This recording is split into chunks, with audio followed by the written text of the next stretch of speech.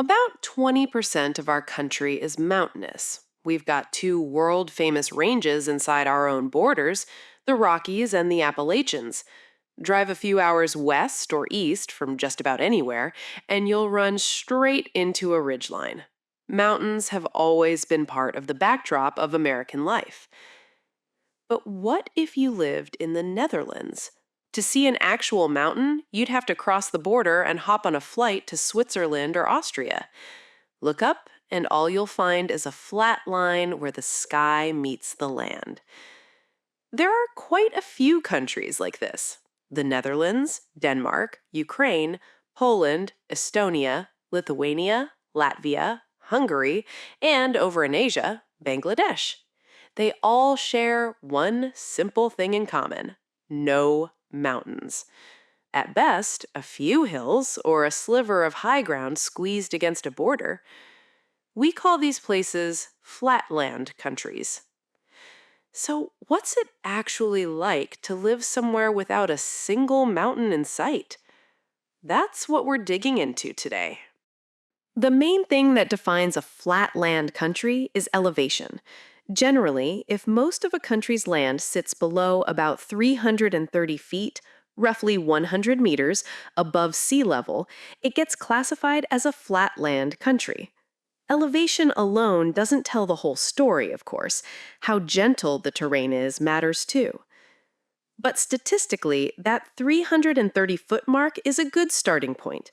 In the Netherlands, about 80% of the country sits below that line, and roughly a quarter of it is actually below sea level.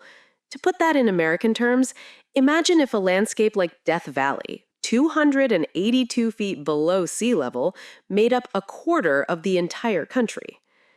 With numbers like that, hills are rare, let alone mountains. The highest point in the whole country is a hill called the Valzerberg at about 1,000 feet. If you want to see a real mountain from the Netherlands, you're looking at a straight line trip of over 435 miles to Switzerland or Austria, roughly the distance from New York City to Cleveland, just to lay eyes on a mountain. Denmark isn't much different. Its highest point tops out at 560 feet, and about 70% of the country sits below that 330-foot line. If you want anything over 3,000 feet in elevation, you'll need to cross into Sweden or Norway. The Baltic states, Estonia, Latvia, and Lithuania, follow the same pattern. Around 70% of their land is flat, covered in glacier-carved wetlands and lakes. Poland and Ukraine belong on this list too.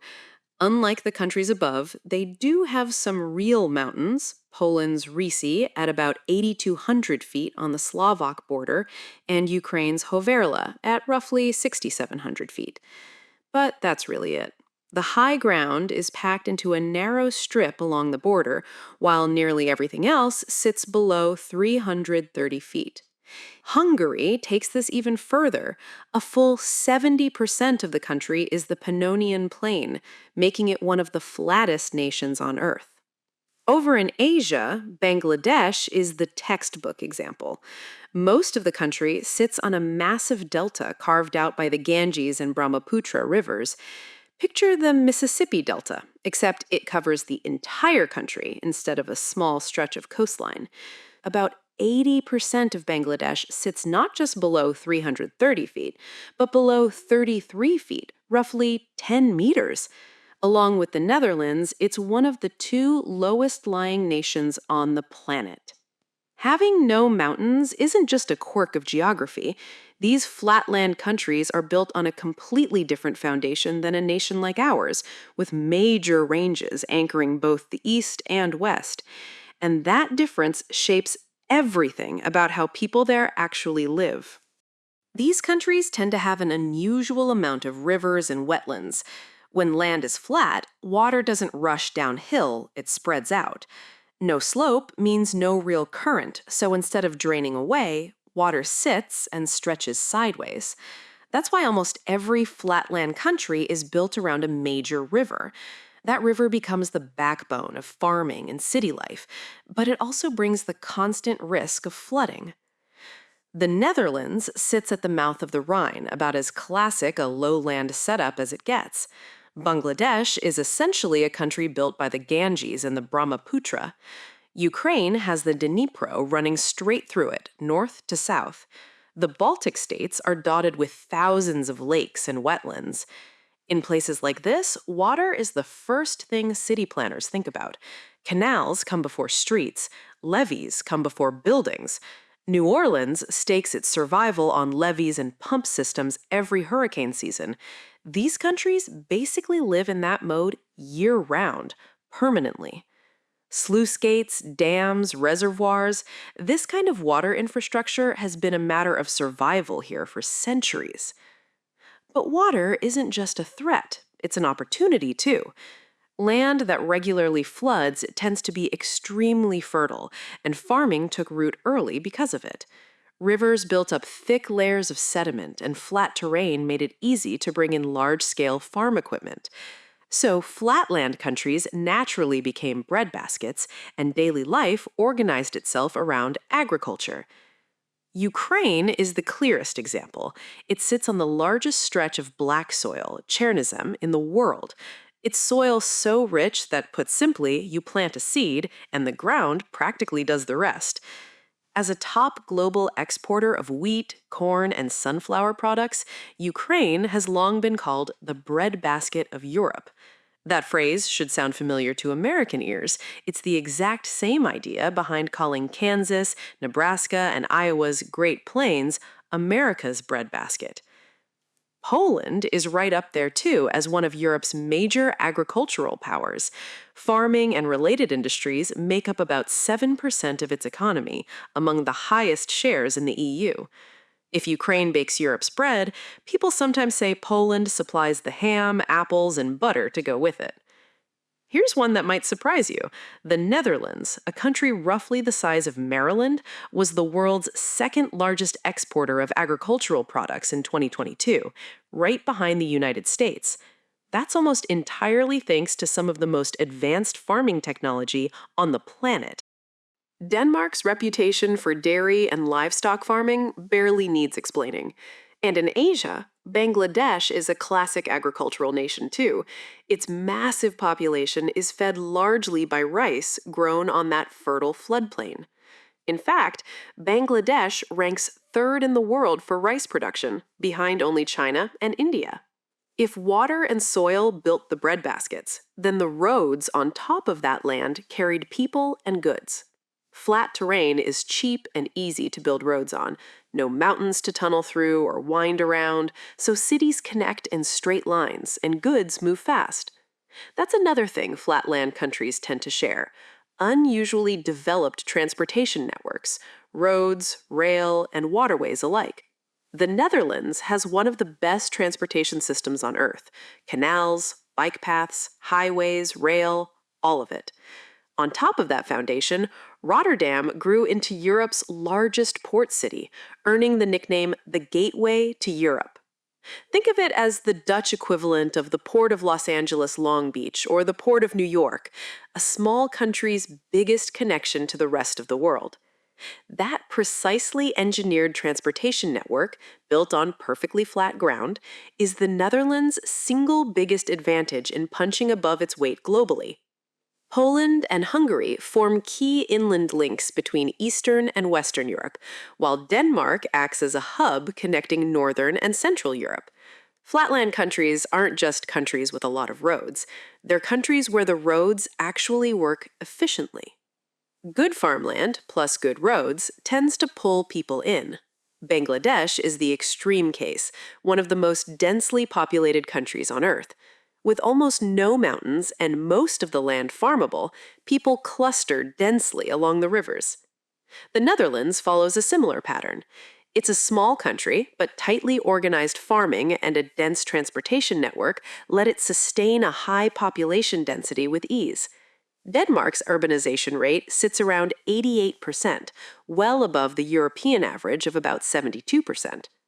That said, not every flatland country is densely populated. Ukraine, Poland, and Hungary all have large territories, but only average or below average population density, a mix of historical factors: wars, divided borders, population loss, and uneven industrial development. Life in a flatland country hasn't always been peaceful. No mountains means no natural line of defense, and historically, that's left these countries far more exposed to invasion.